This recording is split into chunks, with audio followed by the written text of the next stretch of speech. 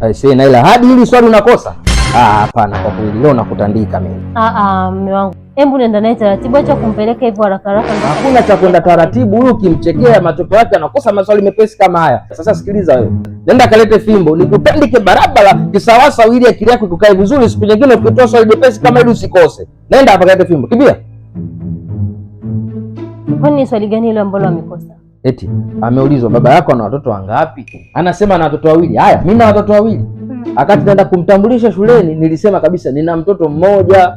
Leo hii kwenye maswali anaulizwa baba yako ana watoto wangapi? Anasema ana watoto wawili. Haya, mtoto wa pili mimi nimemtoa wapi mimi? Matokeo yake kaja kukosa swali jepesi kama hili.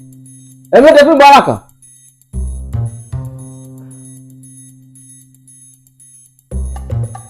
Lakini mume wangu ungeenda naye taratibu. Hakuna cha lakini, wewe shika hapo.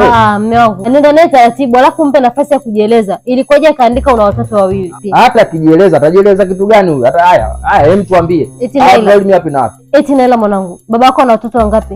Wawili. Unaona? Shika hapo nimekwambia shika. Naila, taratibu mume wangu. Haya, yupi na yupi? Mimi na dada Happy. Sasa nisikilize mwanangu. Dada Happy ni dada yetu wa kazi tu za hapa nyumbani, lakini sio mtoto wa baba yako, sawa?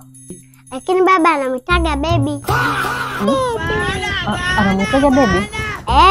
Unajua baba anapenda kujamulia mama. Eti mwanangu, anamtaga muda gani? Okay, unaenda kazini. Amwiti dada, anamwita baby.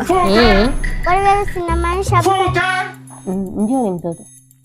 Miko salamu liko wapi? Hata unakosa mwanangu, wewe nenda kacheze, sawa?